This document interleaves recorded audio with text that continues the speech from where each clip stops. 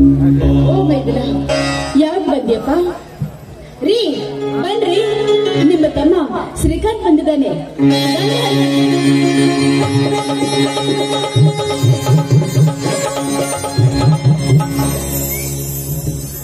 ಶ್ರೀಕಾಂತ್, ಹೇಗಿದ್ದೀಯಪ್ಪ?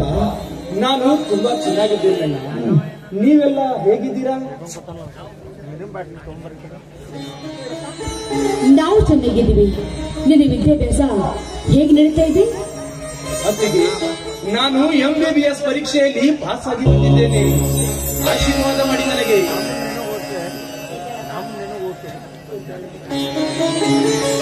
ನಾಯ ಕಣ್ಣು, ನರಿ ಕಣ್ಣು, ಅವ್ರ ಕಣ್ಣು, ಇವ್ರ ಕಣ್ಣು, ಯಾರ ಕಣ್ಣು?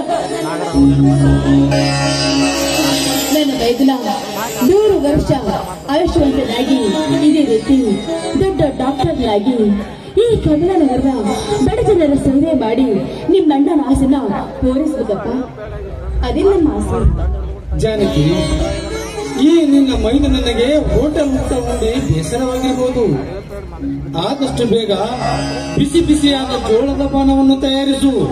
ಹೌದು ಅತ್ತಿಗೆ, ಎಲ್ಲರೂ ಸೇರಿ ಊಟ ಮಾಡೋಣ. ಹೌದು ಅತ್ತಿಗೆ. ಈ ನಿಮ್ಮ ಕೈಯಿಂದ ಮಾಡಿದ ಅಡುಗೆ ಅಮೃತ ಇದ್ದಾಗೆ.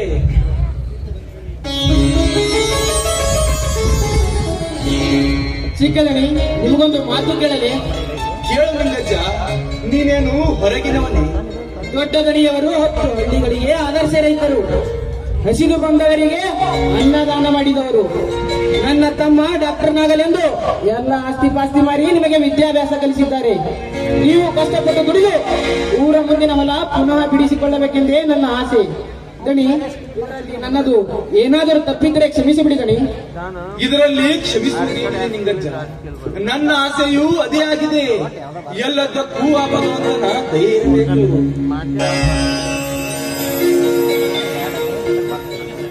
ನಿನ್ನಜ್ಜ ಈಗ ತಾನೇ ಡಾಕ್ಟರ್ ಆಗಿ ಬಂದಿದ್ದಾನೆ. ಮೊದಲು ಅವನಿಗೊಂದು ಮದುವೆ ಮಾಡಿದ್ರಾಯ್ತು. ಹಾ, ಏನಂತೆ ಜಾನಕಿ? ತುಂಬಾ ಒಳ್ಳೆ ವಿಚಾರ. ಆದ್ರೆ ನೌಕರಿದ ಕಣ್ಣಿನ ನೋಡಿದರೆ ಅನುಕೂಲವಾಗೋದು. ಏನಂತೀಯ ಮೈದನ? ಹಿರಿಯರು ಹೇಳಿದಂತೆ ಕೇಳುವುದು ನನ್ನ ಕರ್ತವ್ಯ ಅತ್ತಿಗೆ. ಆದಷ್ಟು ಬೇಗ ಒಂದು ಒಳ್ಳೆಯ ಮನೆತನದ ಒಂದು ಕನ್ಯೆಯನ್ನು ನೋಡಿ ಇವನಿಗೊಂದು ಮದುವೆ ಮಾಡಿದ್ರಾಯ್ತು. ಏನಂತೀರಿ ನಿಗಜ್ಜವ್ರೆ? ಆಯ್ತ್ರಿ ದಣಿ, ನಮ್ ಚಿಕ್ಕ ದಣಿಯವರು ಬಂದು ಈ ಕಮಲಾನಗರದಲ್ಲಿ ಹಿಂದೂ ಯಾರು ಮಾಡಿರ್ಬಾರ್ದು, ಮುಂದೂ ಯಾರು ಮಾಡಿರ್ಬಾರ್ದು, ಹಾಗೆ ಮಾಡೋಣ. ಅತ್ತಿಗೆ, ಈ ನಿಮ್ಮ ಮಧುರ ಕಂಠದಿಂದ ಒಂದು ಇಂಪಾದ ಗೀತೆ ಕೇಳಬೇಕೆಂಬ ಆಸೆಯಾಗಿದೆ ನನಗೆ. ನಮ್ಮ ಮನೆಯಲ್ಲಿ ದಿನವೂ ಮಿರುಗು ಚೈತ್ರವೇ, ಬೆಳದಿಂಗಳ ಈ ಪ್ರೀತಿ ಕರಗಲು ಕಾಯುತ್ತಿವೆ.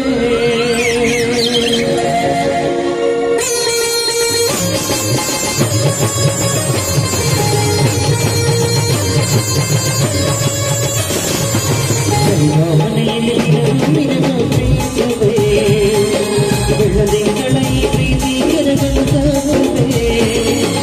ನಮ್ಮ ಮನೆಯಲ್ಲಿ ದಿನವೂ ಮಿರುಗು ಚೈತ್ರವೇ, ಬೆಳದಿಂಗಳ ಈ ಪ್ರೀತಿ ಕರಗಲು ಕಾಯುತ್ತಿವೆ. ಹೆಜ್ಜೆಯ